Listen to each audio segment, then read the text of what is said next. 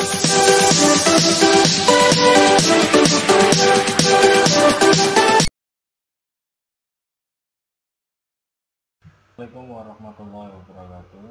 Ketemu dengan saya lagi dalam pembelajaran sejarah. Hari ini kita akan membahas tentang sejarah Indonesia, yaitu materi tentang proses Islamisasi.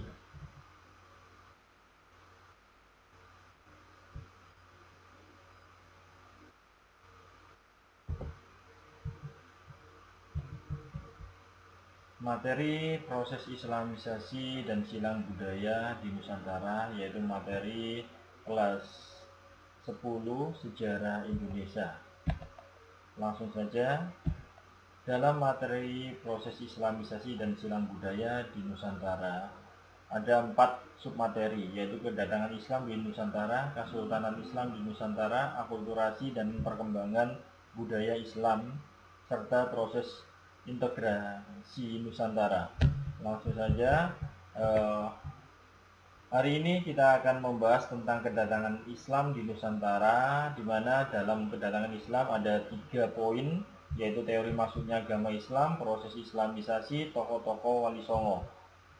Teori masuknya agama Islam. Teori masuknya agama Islam di sini ada 3 teori, yaitu teori Gujarat, teori Mekah, teori Persia. Teori Gujarat yang menyatakan bahwasanya agama Islam masuk ke Indonesia pada abad ke-13. Dasar-dasarnya ini kurangnya fakta yang menjelaskan peranan bangsa Arab, lalu hubungan dagang India dan Indonesia ini sudah terjalin cukup lama, yaitu sejak masa Hindu-Buddha. Lalu kemudian yang ketiga, ditemukannya batu nisan Raja Samudra Paseh. Samudra Paseh adalah kerajaan Islam yang pertama, sedangkan raja pertamanya adalah Sultan Malik Al-Saleh, di mana batu nisannya berangka tahun 1297, memiliki ciri khas Gujarat. Berikutnya, teori Mekah. Teori Mekah di sini menyatakan agama Islam masuk ke wilayah Indonesia pada abad ke-7 Masehi. Adapun dasar teori, kenapa kok abad ke-7? Karena pada waktu itu mulai tahun 674 ini di pantai barat Sumatera sudah terdapat perkampungan Islam atau perkampungan Arab. Yang kedua, adanya kerajaan Samudra Paseh, di mana kerajaan Samudra Paseh ini menganut mazhab Imam Syafi'i, mazhab yang sangat berpengaruh di dunia. Adapun Imam Syafi'i ini banyak sekali pengikutnya di Indonesia. Ada 4 imam besar dunia yang mempengaruhi perkembangan Islam. Selain Imam Syafi'i, ada Imam Hambali, ada Imam Maliki, ada Imam Hanafi.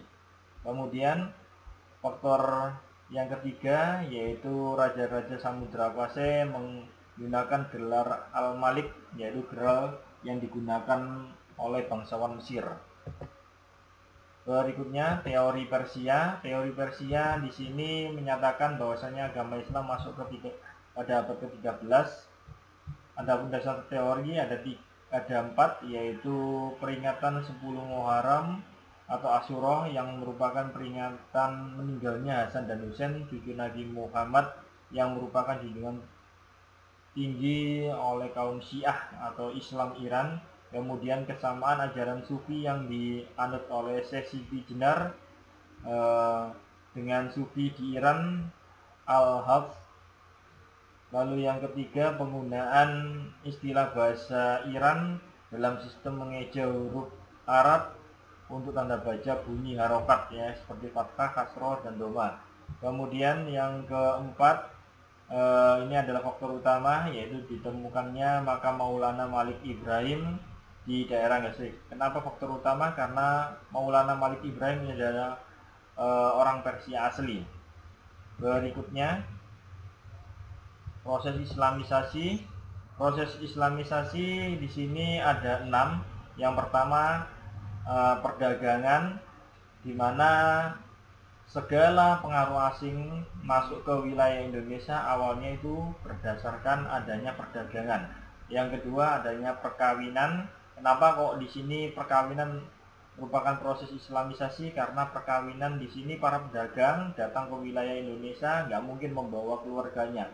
Mereka di sini berdagang tidak sebentar, melainkan sangat cukup lama, sehingga mereka karena tidak membawa keluarganya, mereka kemudian menikahi wanita-wanita Indonesia. Kemudian pendidikan, yaitu melalui pondok pesantren yang menampung pemuda dari berbagai daerah untuk menimba ilmu agama Islam. Setelah mereka lulus dari pesantren, mereka kemudian melanjutkan dengan dakwah. Pemuda yang lulus tamat pesantren kemudian berdakwah menyebarkan ajaran Islam ke daerahnya masing-masing. Kelima, yaitu kesenian, yaitu berupa kesenian wayang dan seni gamelan. Wayang di sini dipopulerkan pada waktu itu yaitu oleh Sunan Kalijogo, sedangkan untuk kesenian gamelan dipopulerkan oleh Sunan Bonang.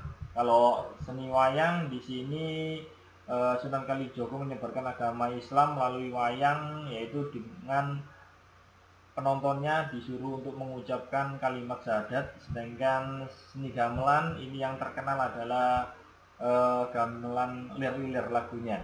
Kemudian tasawuf, yaitu ajaran ketuhanan yang bercampur dengan unsur mistik dan hal-hal magis, ya, dimana para tokoh Wali Songo selain dia ahli dalam bidang agama, dia juga memiliki ilmu-ilmu magis. Berikutnya yaitu tokoh Wali Songo atau Wali 9. Yang pertama Maulana Maghrib Ibrahim atau Syekh Maghribi. Kenapa disebut Syekh Maghribi? Karena kemungkinan pada waktu itu dia meninggalnya pada waktu maghrib.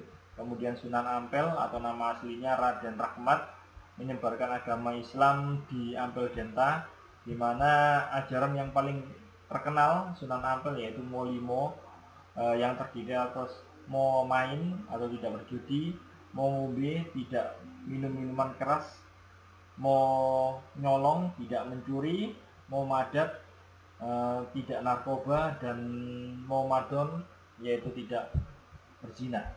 Kemudian anak dari Sunan Ampel ada dua, Sunan Bonang yang memiliki nama asli Maulana Maghrib Ibrahim yang menyebarkan agama Islam di Bonang Tuban.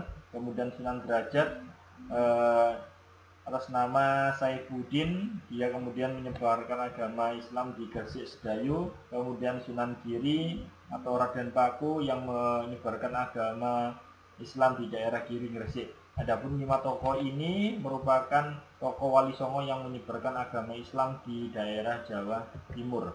Berikutnya Sunan Kudus atau Syekh Jafar Shodiq menyebarkan agama Islam di daerah Kudus. Kemudian mau Sunan Kalijogo atau Raden Mas Said atau Raden Setia yang menyebarkan agama Islam di daerah Demak. Kemudian putranya Sunan Muria, yaitu putra dari Sunan Kalijogo yang menyebarkan agama Islam di Gunung Muria. Kemudian Sunan Gunung Jati atau Syarif Hidayatullah yang menyebarkan agama Islam di daerah Jawa Barat, ya, Cirebon. Mungkin itu saja yang dapat saya sampaikan. Terima kasih.